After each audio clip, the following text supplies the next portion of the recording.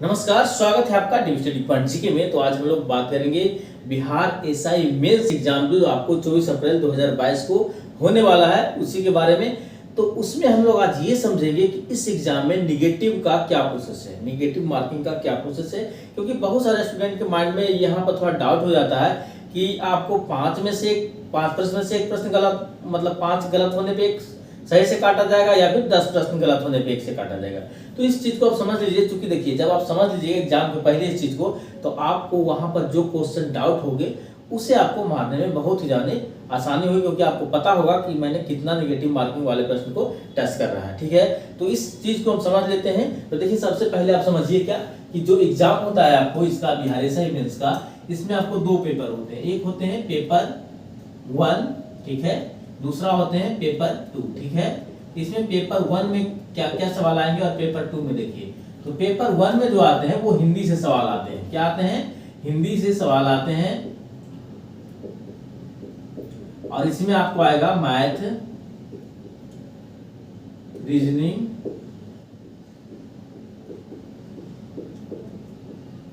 GK and GS, ठीक है। मतलब इस सारे जो भी प्रश्न आपको आने वाले हैं इसमें सारे आ जाएंगे, ठीक है। अब देखिए, ये जो होते हैं मार्क्स जो होते हैं, ये आपको मार्क्स क्वेश्चन आप नंबर ऑफ क्वेश्चन आपको 100 होंगे। यहाँ पर नंबर ऑफ क्वेश्चन 100 होंगे, ठीक है। एक प्रश्न 2 मार्क्स का, मतलब मार्क्स की बात करें तो 200 मार्क्स का होगा, ठीक है। ये भी उसी तरह के होंगे, 100 प्रश्न होंगे और 200 मार्क्स का होगा, ठीक है। यदि टाइमिंग की बात करें जाए तो आपको 2 घंटा इसमें भी मिलेगा और 2 घंटा इसमें भी मिलेगा। ये आपका नेचर की बात करें तो ये क्वालिफाइंग नेचर का है।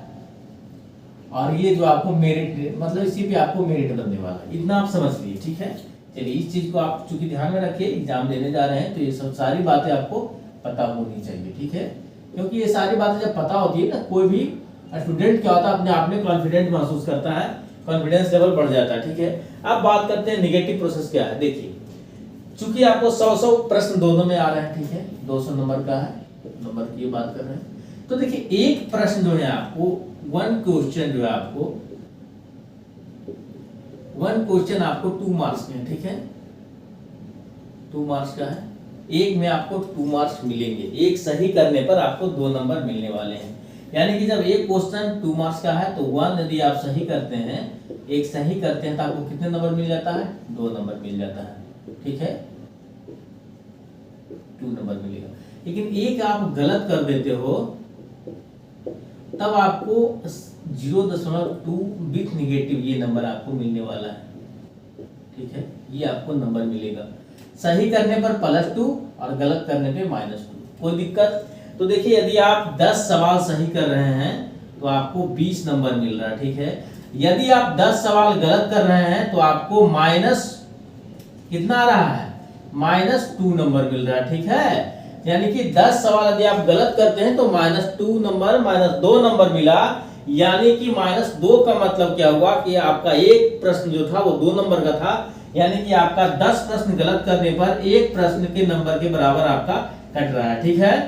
यानी कि निगेटिव का जो आपको प्रोसेस निकल के आया, निगेटिव मार्किंग, ये कितना पे आया? ये आपको आया 10 क्वेश्चन पर आपको 1 क्वेश्चन, ठीक है। यानी 10 गलत करोगे तो एक क्वेश्चन सही वाले मार्क्स से कट जाएंगे, मतलब 10 में से एक आपको काट लिए जाएंगे, ठीक है। 10 गलत करोगे तो सही वाले एक प्रश्न आपका कट जाएगा। कोई दिक्कत नहीं, क्योंकि आप नोटिफिकेशन में देखिएगा तो वहां साफ साफ लिखा हुआ है कि एक प्रश्न पर 1 क्वेश्चन पर आपको 0.2 मार्क्स निगेटिव है, ठीक है। इतना काट लिया जाएगा।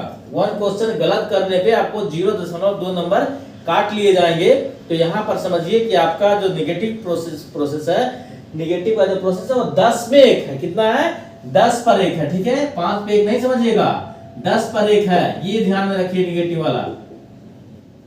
तो आप देखिए, यहां पर जब 10 में 1 है तो आप आसानी से जो प्रश्न डाउट है उसे आप लगा सकते हैं, एकदम कॉन्फिडेंसली लगा सकते हैं। क्योंकि जो आपको देखिए, डाउट का मतलब क्या होता है, उसमें आप 2 ऑप्शन लगभग छाट ही लोगे, आपको लगेगा कि ये होगा या ये होगा, इसमें थोड़ा कंफ्यूजन होता है। तो फिर 50-50 में आप जब लगाओगे तो ज्यादा संभावनाएं है कि आपको वो प्रश्न जो है वो सही होने की संभावना बढ़ जाती है, ठीक है। और मान लिया जाए कि कुछ प्रश्न बिल्कुल ही नहीं आता, मान लिया 10 प्रश्न ऐसा है या 5 प्रश्न ऐसा है जिसमें आपको कुछ भी नहीं आता है, तो वहां पर देखिए क्या करना है, ये भी आप समझ लीजिए, ये आपको एग्जाम में बहुत हेल्प करेगी।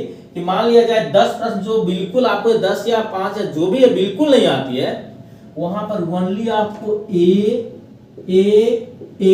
ए लगाना है, या बी लगाना है, या सी या फिर डी।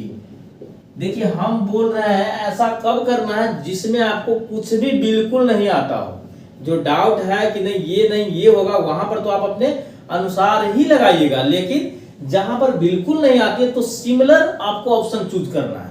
वहां पर ये होगी ना कि 10 या 20 जो भी प्रश्न है उतना में आप लगाओगे तो इतना तय है कि वो निगेटिव से ऊपर आने की संभावना 80% रहेगी। अब ज्यादा लक खराब होगा तो अलग सी बात है कि सारा गलत हो जाएगा, लेकिन इसमें ऐसी संभावना है। या कोई भी सेट आप लगाते हो तो देखते हो कि यदि आप 10 लगातार कोई एक ऑप्शन ढूंढ के देखो, कहीं न कहीं उसमें आपको ये वाला जो ABCD में है कहीं न कहीं आपको मिल ही जाएगा, ठीक है। तो इससे संभावना थोड़ा बढ़ जाती है कि कुछ पॉजिटिव मार्क्स आ जाए, ठीक है। तो खैर ये तो बात की बात है, पर मेन मुद्दा हम लोग का निगेटिव में समझना था। तो निगेटिव प्रोसेस में आपको है 10 पर 1 समझ लीजिए पूरे माइंड में, आप आराम से वहां पर एग्जाम में डाउटफुल क्वेश्चन को आप टिक लगा सकते हो, ठीक है। यही था अपडेट आपको देना। यदि आपको वीडियो अच्छा लगा वीडियो को लाइक कीजिए, चैनल को सब्सक्राइब करके बेल आइकन दबाना ना भूलें ताकि इस तरह का इंपॉर्टेंट वीडियो आपको मिलता रहे। तब तक तो थैंक यू, जय हिंद।